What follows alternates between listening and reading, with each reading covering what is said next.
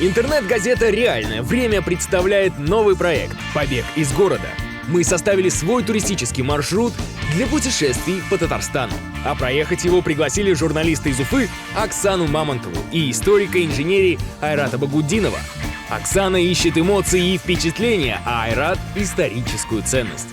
Целую неделю они были в пути и каждый день подводили итоги увиденного, чтобы поделиться впечатлениями с читателями реального времени. Ну что, мы прибыли в Елабугу. В отличие от предыдущих, не столь очевидных с точки зрения туриста мест, как Сарманово или Альметьевск, Елабуга претендует на то, чтобы называться одной из туристических мек республики. Посмотрим завтра, оправдаются ли наши надежды. А что в нем интересного в этом городе? Ну, здесь много чего. Во-первых, это тоже древний булгарский город с городищем начала 12 века, а еще я слышал, здесь хорошо сохранившаяся купеческая застройка. Хорошо, ты знаешь, я завтра очень хочу пообщаться с местным жителем. Один бизнесмен согласился со мной встретиться. Я увижу город несколькими десятилетиями назад глазами местного жителя. Классно.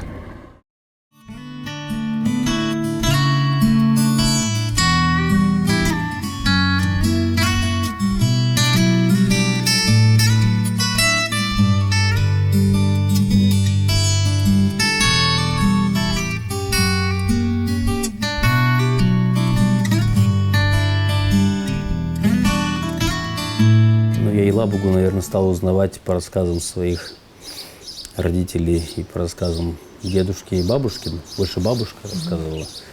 И у нее всегда рассказы были очень эмоциональные. И вот первое мое представление Елабуги, которое, наверное, часто мне снится, это то, как она описывала военные годы, довоенные годы.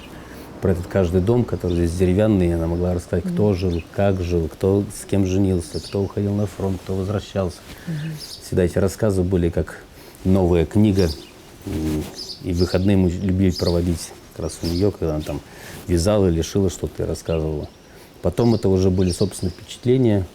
И мне до сих пор Елабуга представляется тем городом, в котором я, наверное, пошел в школу. Какой она была в тот момент?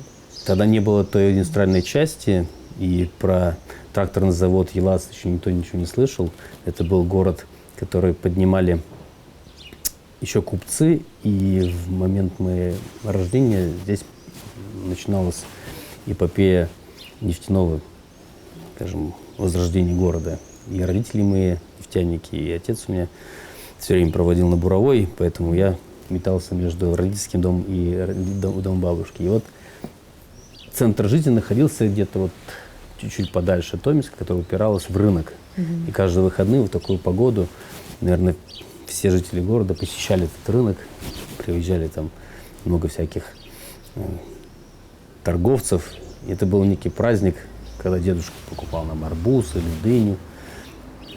Там и новую одежду покупали все. И это был такой какой-то центр вселенной для меня, маленького. Эти вот 500 метров до рынка мы ходили как на праздник. А когда стала расти верхняя часть Елабуги, немножко все это позабылось. И теперь современная молодежь уже не помнит, скажем, мои дети совершенно не могут представить ту Елабугу, которая она была. А для меня она как раз то и осталась. Самая душа, наверное, здесь. Тогда новый микрорайон, который сегодня застроен девятиэтажками, это было поле, по которому, значит, мы гуляли, бегали, как в диких джунглях. И сейчас даже идешь и думаешь, как это казалось нам далеко, убежать от родителей, целый день бегать неизвестно где, а сейчас там стоит школа, там сейчас бульвар, ходишь, поэтому думаешь, неужели мы здесь землянки какие-то копали? Ну, а сейчас вот что вы посоветуете, может быть, туристам, которые сюда приезжают, чтобы вот такого здесь в Елабуге посмотреть? Я думаю, хороший летний день, достаточно пройти вот по этой улице, Казанская. Раньше называлась Карл Маркс для нас. Сама себе прогулка – это уже небольшая экскурсия, не заходя даже ни в какие музеи, где вам тоже могут что-то интересное рассказать. Здесь можно почувствовать себя человеком, который идет вот по главной улице этого города. Я всегда, когда рассказываю про Елабугу, говорю, что вот у нас одним из первых в России появился водопровод, электричество. И все думают, ну, что за город такой? Но на самом деле купцы, которые здесь жили, тоже, видимо, были очень привязаны к этому месту и старались сделать все, чтобы, живя здесь, также оказаться частью Европы. Наверное, это самое правильное отношение к своему городу.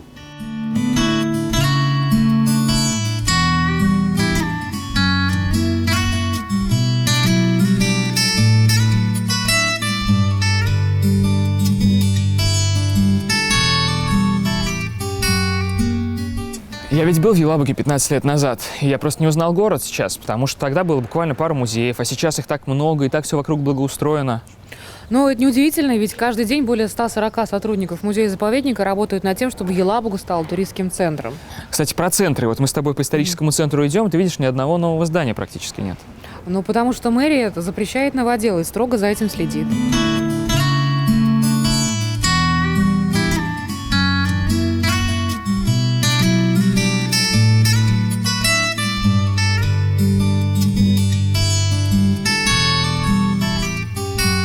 Айрат, так удивительно, маленький город, всего 70 тысяч жителей, но при этом каждый год сюда приезжает более 400 тысяч туристов, представляешь? Удивительно, я помню, времена еще даже причала не было, а сейчас причал построили и принимают ежегодно по 150 теплоходов с туристами. Причем можно приехать не только в составе организованной группы, даже если люди приедут, как мы с тобой, дикарями, да, на собственной машине, то для них специально разработают программу, учтя все их пожелания, и они тоже легко путешествуют.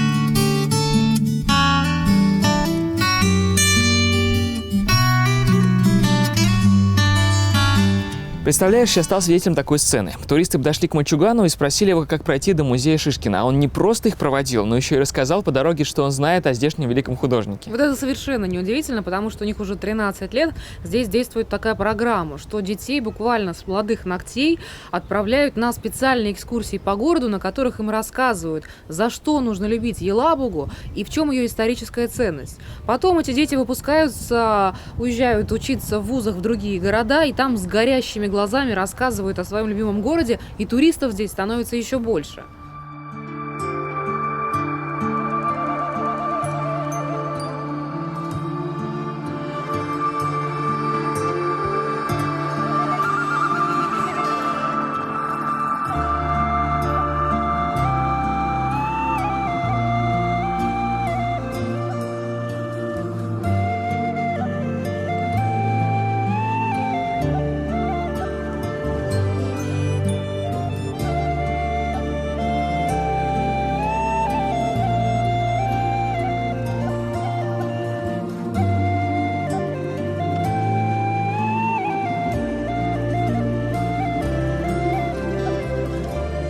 Итак, на Елабужском городище уже 23 года ведете вы раскопки. Что самое интересное, может быть, удалось найти? Ну, самое интересное, конечно, это белокаменное сооружение. Но белокаменное сооружение – это специфический памятник домонгольской архитектуры. Но не надо забывать, что все строения в Болгарии – это все зоотарденского периода. В Беляре, вот уникальном памятнике столицы домонгольской Болгарии, там тоже нет вот, оставшихся на земле, на поверхности земли памятников. Единственный домонгольский памятник волжских болгар – это здесь. Поэтому уникальность этого памятника, она еще недооценена. Но возникает другой вопрос. А что, кроме вот этого памятника, существовало здесь? Мы искали долгое время останки этих сооружений. Жили ли здесь болгары? Вот в чем проблема. Вопрос, который всегда был для нас очень насущным. Был ли это крепостью, заселенной людьми в болгарское время, в зоотарденское время, в казанское время, даже в русское время? Ну, монахи понятно. Монахи понятно, они жили здесь, а не культовые служители. Вот этот вопрос, он в 1997 году подтолкнул открытию посадской части самого города Алабуги. То есть еще мы искали здесь, мы сказали, нет здесь людей, здесь люди не жили, потому что здесь страшные ветра. В районе Покровской церкви 1997 года мы ведем уже исследование непосредственно самого города. Об этом городе никто не знал. об этой части, об этом памятнике никто не знал. Вот там и домонгольские слои с оборонительными сооружениями, и золотоордынский период, там и могильники есть, там все-все-все. Но, тем не менее, здесь мы раскопки продолжили. И вот на мысу, на конце мыса на северной стороне, в прошлом году мы все-таки нашли болгарского времени жилище. Все-таки жили. Все-таки жили. Мы не знаем, кто там жил. Есть же утверждение. Вот вы сколько лет копаете, наверное, уже все выкопали, все нашли, все расписали. Даже вот этот памятник, который копается уже 200 лет, вот здесь 200 лет уже ведутся раскопки, вскрыто на сегодняшний момент 15%. Мы говорим, вот даже на уровне современной науки о Елабужском городище располагает только 15% информации об этом памятнике. А об исторической части города там вообще говорить не приходится.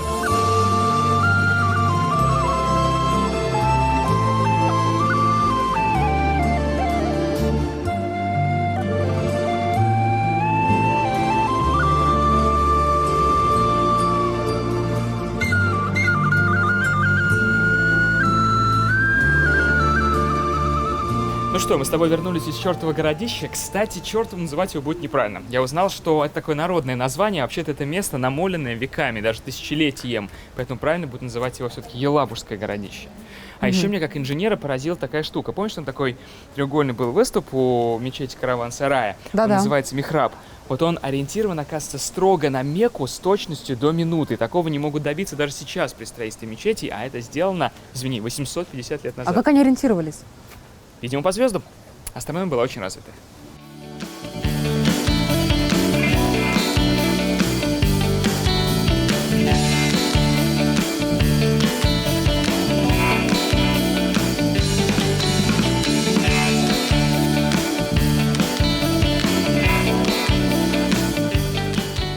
Все мы знаем выражение «ходить под мухой», а вот эта маленькая рюмочка как раз и называется той самой мухой. Люди ходили только в питейные дома. Но Петр I хотел привести всех к европейской культуре, и потому издал указ о создании так называемых трактиров, в которых можно было не только выпить, но и поесть. При этом он приказал владельцам трактиров выдавать бесплатную рюмочку каждому гостю. При этом трактирщики для того, чтобы не терять деньги на бесплатном алкоголе, придумали вот такую вот посудину. Ее объем – 1 столовая ложечка. Сейчас такие рюмочки можно купить в Елабуге в художественном музее. Оксана меня так вдохновила историей про елабужскую рюмку-муху, что я решил купить себе одну на прощание. Тем более, что говорят, они расходятся как горячие пирожки. Надеюсь, мне все-таки достанется одна.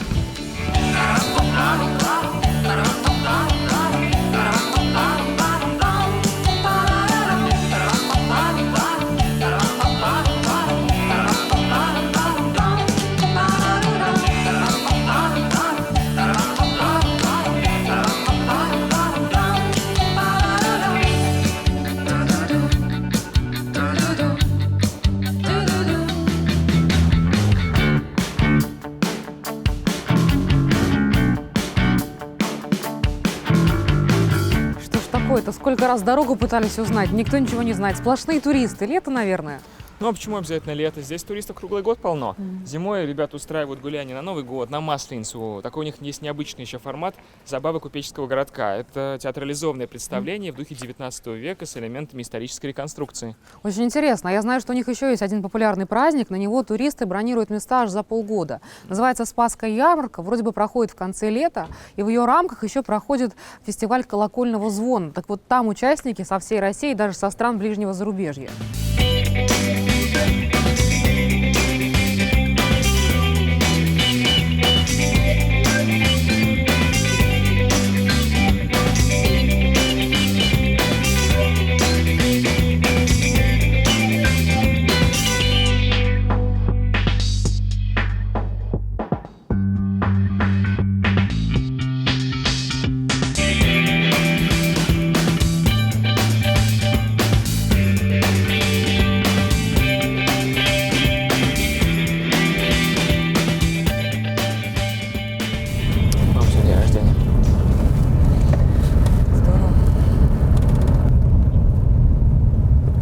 Ани, привет. Как дела? Сейчас можешь говорить? Ани, с днем рождения тебя. Да, ага. Да, я желаю тебе, прежде всего, крепкого здоровья. Ну и, конечно, большого счастья с ты и с нами, с твоими детьми. Вот так. Да, у нас все хорошо, Алашкер. Мы в Елабуге. Сейчас вот катаемся по городу, смотрим. Еле-еле выкроил моментик, чтобы тебе позвонить. Прости, пожалуйста, что так поздно. Да, очень красиво, очень нравится. И просто, знаешь, удивительный город. Люди прекрасные. Встретились с музейными работниками, они нам рассказали, как они создавали все эти музеи. В общем, впечатление море, но сейчас просто я уже в дороге. Давай расскажу тебе, когда вернусь в Казань. Ага, ладно, и сенсал. Пока.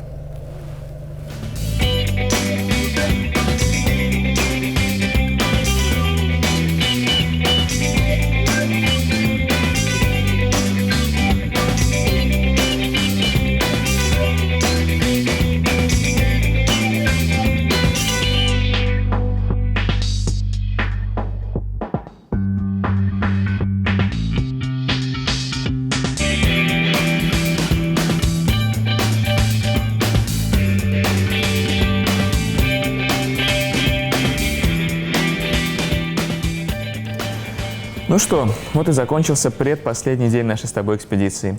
Мне, честно говоря, даже грустно становится, что скоро все это закончится. Ну, в общем, к черту лирику, у нас с тобой еще дела.